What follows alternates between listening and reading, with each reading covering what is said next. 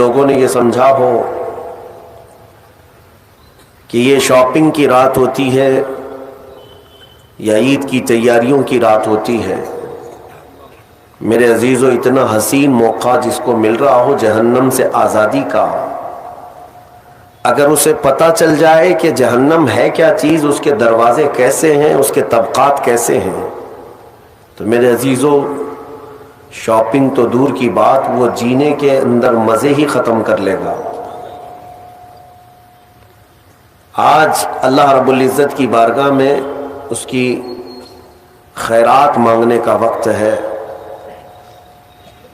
اور میں شکر گزار ہوں مجلس منتظمہ کا، خصوصیت کے ساتھ رحمت عالم کمیٹی صدر و اراکین، جو ان حسین راتوں میں آپ کو ایک میدان میں جمع کر کے اللہ اس کے رسول کی یاد دلانے کی کوشش کرتے ہیں۔ یقیناً یہ ایک بہت ہی عظیم کام ہے۔ تھوڑی دیر اگر آپ اپنی طرف نظر ڈالیں گے تو احساس ہوگا آپ کو،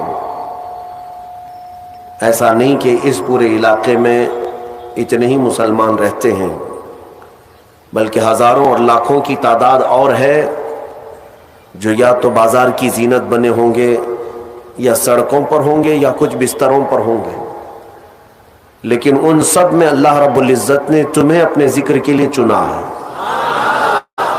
اور اپنے حبیب پاک صلی اللہ تعالی علیہ وسلم کی مدح سرائی سننے کے لیے اللہ نے آپ کا انتخاب کیا ہے۔ یہ اس پروردگار کا کتنا بڑا احسان ہے کہ لاکھوں کے ہوتے ہوئے ہم جیسوں کو اپنے ذکر کے لیے منتخب کیا۔ آپ شکر بجا لائیں اللہ رب العزت کا کہ آج کی اس رات مولا تو نے ہمیں بے حیائی اور خرافات سے بچا کر اپنے اور اپنے محبوب کے ذکر جمیل میں لگایا۔ حدیث پاک میں میرے آقا صلی اللہ علیہ وسلم فرماتے ہیں، جب رب تبارک و تعالی کسی بندے کے ساتھ بھلائی کا ارادہ فرماتا ہے تو اسے دین کی طرف دعوت دیتا ہے، دین کی طرف راستہ دکھاتا ہے، یا دین کی سمجھ اسے عطا کرتا ہے۔ اور ایک روایت میں ہے کہ جب اللہ تعالیٰ کسی بندے کے ساتھ بھلائی کا ارادہ فرماتا ہے تو اسے اپنے گھر کا راستہ آسان کرتا ہے، یعنی مسجدوں کی طرف اللہ اسے بلاتا ہے۔ اللہ کریم آپ سب کی رمضان کی عبادتیں، روزے، تراویح، ذکر و اذکار، صدقات و خیرات و زکوٰۃ سب قبول فرمائے۔ عزیزان گرامی، آج توبہ کی بھی رات ہے، یہ توبہ کی رات ہے۔ بعض صوفیہ اکرام اس کو توبہ کی رات سے بھی منسوب کرتے ہیں کہ اس سے بہتر موقع کب ملے گا آپ کو کہ خود رحمان یہ فرما رہا ہے کہ کوئی ہے مجھ سے بخشش طلب کرے میں اسے معاف کر دوں۔ تو یہ آج کی رات توبہ اسی لیے بھی میں عرض کر رہا ہوں کہ اللہ نے سورہ نور میں ارشاد فرمایا وَتُوبُوا إِلَى اللَّهِ جَمِيعًا أَيُّهَا الْمُؤْمِنُونَ لَعَلَّكُمْ تُفْلِحُونَ۔ اے ایمان والو، تم سب کے سب مل کر کے اللہ کی بارگاہ میں توبہ کرو، ان قریب کامیاب ہو جاؤ گے۔ یعنی توبہ کو بھی رب ذوالجلال نے فرمایا تمہاری کامیابی کی سیڑھی ہے۔ ظاہر سی بات ہے کہ جب بہت سارے مرض جسم پر لگ جائیں تو علاج اگر نہیں کرانا چاہتے ہو، ڈاکٹر کے پاس جانا نہیں چاہتے ہو، پرہیز کرنا نہیں چاہتے ہو، تو پھر مرنے کے لیے تیار ہو جاؤ۔ بیماریاں کئی لگ گئی اور تم چاہتے بھی نہیں کہ علاج کرائیں، تو پھر مرنے کے لیے تیار ہو جاؤ۔ میرے عزیزو، آج ہزاروں بیماریاں ہمارے معاشرے میں گھر کر چکی ہیں، اور ان بیماریوں کا ایک علاج یہ بھی ہے کہ بارگاہ رب العزت میں حاضر ہو کر کے اپنے پچھلے تمام گناہوں سے توبہ کر لیں۔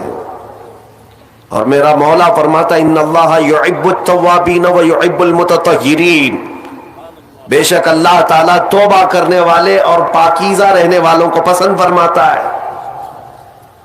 توبہ کرنے والوں کو اللہ تبارک و تعالیٰ پسند فرماتا ہے۔ کس چیز سے توبہ کرنے والے ہیں آپ؟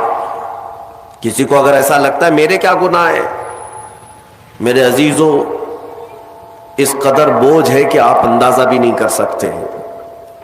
آج کی رات کسی کو غرور اور گھمنڈ بھی نہ آئے کہ میں نے رمضان کی پوری تراویح پڑھ لی ہے، پورے روزے رکھ لیے، میرا کیا ہے۔ حساب کتاب میں اگر ہم عدل کے ترازو پر تولے جائیں تو پتہ نہیں ایک ہی روزے میں پھنس جائیں۔ اس لیے اور بھی دیگر بہت ساری بیماریاں گھر کر چکی ہیں. آج کی رات توبہ کرنا ہے. اے نوجوانوں، لوٹ آؤ، تمہارا رب تمہارے انتظار میں. یہ حدیث پاک کے الفاظ میں آپ کے سامنے رکھتا ہوں. میرے آقا صلی اللہ تعالی علیہ وسلم نے صحابہ سے پوچھا کہ اے میرے صحابہ بتاؤ، ایک شخص صحرا میں سفر کر رہا ہے. صحرا میں، صحرا آپ نے دیکھا نہیں ہوگا، ڈیزرٹ. ہم دیکھیں افریقہ کے صحرا اور مصر کے صحرا کو 200 کلومیٹر 300 کلومیٹر تک ایک درخت بھی نہیں نظر آتا. چاروں طرف سے میدان، آسمان ایسا لگتا ہے کہ زمین سے لگا ہوا ہے. جس طرف بھی منہ کرو راستہ تو کچھ ہے نہیں، ریت میں چلنا ہے. تو صحرا کی موت بھی مشہور ہے تاریخ میں. اگر کوئی صحرا میں بھٹک جاتا تو پیاس کی شدت سے وہ صحرا میں مر جاتے. ہزاروں کی لاشیں وہاں ریت میں پڑی رہتی ہیں، راستہ بھٹک جاتے تھے. کیونکہ وہاں کوئی راستہ بنا ہوا ہے، ڈائریکشن پتہ ہی نہیں چلتا کدھر جانا ہے. جس طرف بھی جاؤ سیدھا ہی لگتا ہے. صحرا میں ایک بندہ سفر کر رہا ہے. حضور نے مثالاً عرض کیا، ارشاد فرمایا مثال کے ساتھ. میرے آقا فرماتے ہیں وہ اپنی اونٹنی کے ساتھ، اپنے ساز و سامان کے ساتھ صحرا میں سفر کر رہا تھا. بیچ میں راستے میں تھک گیا اور سونے کے لیے ایک جگہ بیٹھا. سویا تو سو کر جب بیدار ہوا تو دیکھا اس کی اونٹنی ساز و سامان سمیت غائب ہے. پورا اس کا توشہ دان، سارا ساز و سامان اور اونٹنی کے ساتھ غائب ہے. اب سفر کرے گا کیسے؟ صحرا میں جائے گا کدھر؟ اٹھنے کے بعد بہت تلاشا، اس کا اونٹ اسے نہیں ملا، نہ اس کا ساز و سامان. بھوک بھی شدت کی، پیاس بھی شدت کی. اب سفر اس کے لیے موت کا قریب کا وقت ہے. تھک گیا. میرے عزیزوں، واپس وہ تھک ہار کر کے ایک جگہ سویا، ایک جگہ سو گیا. اور جب نیند سے بیدار ہوا تو دیکھا اس کی اونٹنی ساز و سامان کے ساتھ اس کے پاس کھڑی ہے. توجہ چاہتا ہوں. اب میرے آقا صلی اللہ علیہ وسلم صحابہ سے پوچھتے ہیں، یہ مثال عربوں کو دی گئی تھی کیونکہ وہ اونٹ کے سفر کو بھی جانتے تھے اور صحرا کو بھی جانتے تھے. حضور نے پوچھا صحابہ سے، اس اونٹنی والے کو کتنی خوشی ہوگی؟ تھک ہار کر کے ساری امیدیں ختم ہو گئی تھی، پھر اچانک اس کو ساز و سامان کے ساتھ اس کی سواری مل گئی تو کتنی خوشی ہوگی؟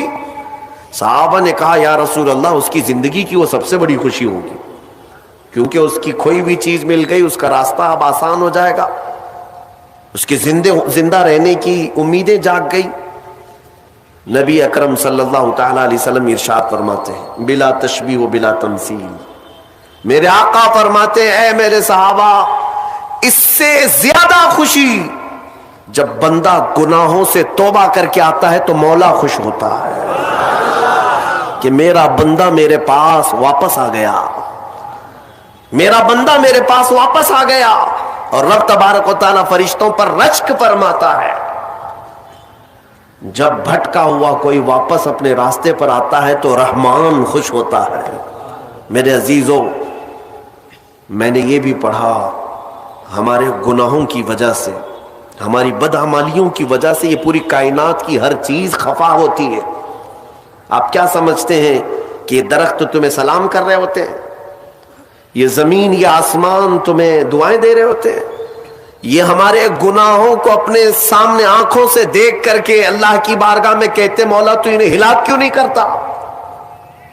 زمین بھی کہتی ہے کہ مولا تو حکم دے میں پٹ جاؤں اور اندر ان کو سمو لوں. یہاں تک کہ فرمایا گیا سمندر روزانہ جلال میں آتا ہے گناہوں کی کثرت کی وجہ سے. یہ جو عیاشیاں زمین پر کرتے ہیں بندے، اللہ کی زمین ہے، سلطنت اس کی ہے، حکومت اسی کی ہے، کھاتے اسی کا ہو، پیتے اسی کا ہو، اور نافرمانی اسی کی زمین پر. تو سمندر روزانہ 2 مرتبہ جلال میں آتا ہے، غصے میں آتا ہے، اور باہر نکل کر کے آتا ہے اور کہتا ہے مولا تو مجھے حکم دے دے، اجازت دے دے، میں ایسی تباہی لاؤں گا کہ ان کے گھروں کے چھتیں اکھڑ جائیں اور ان کا نشان ختم ہو جائے. رب تبارک و تعالیٰ کا حکم ہوتا ہے سمندر تو واپس چلا جا، میں اپنے بندوں کے توبہ کا انتظار کر رہا ہوں۔